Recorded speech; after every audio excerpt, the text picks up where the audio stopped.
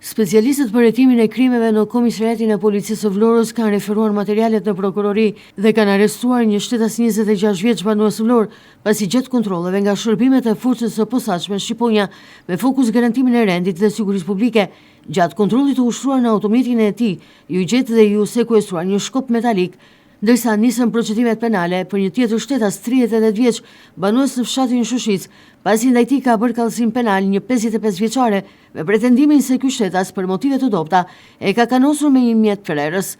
Gjithashtu policia bën me dije se është shpallur në kërkim një shtetas 50 vjeçar banues Vlorë, pasi ndaj tij ka bërë kallëzim bashkëshortja e tij se ky shtetas ka ushtruar dhunë psikologjike ndaj saj, duke shkelur edhe urdhrin e mbrojtjes që kjo shtetas e ka ndaj tij.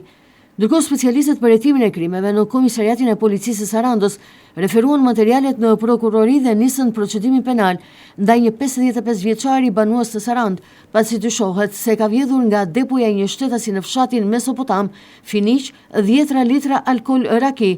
Pas kallëzimit të bërë nga një 50 vjeçar se në Ksamil, në banesën e tij kishte konstatuar se ishin vjedhur një shumë parash, si dhe disa bijuteri, po punohet për identifikimin dhe kapjen e autorëve. Ndërkohë specialistët e seksionit të trafikut urban dhe interurban në Vlorë dhe Sarandë arrestuan një shtetas 24 vjeç banues në Francë, pasi në datën 11 qershor 2025 në rrugën Onhezmi të Sarandës është konstatuar nga shërbimet e policisë duke drejtuar automjetin në gjendje të dehur.